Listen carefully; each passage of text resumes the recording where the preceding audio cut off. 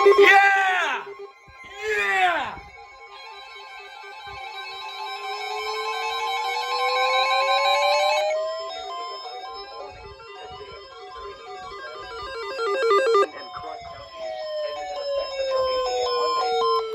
South winds 20 to 30 miles an hour with gusts up to 60 miles an hour will blow down trees and power lines. Widespread power outages are expected. Remain in the lower levels of your home during this windstorm and avoid windows. Watch for falling debris and tree limbs. Travel may be difficult, especially for high-profile vehicles. Use caution if you must drive.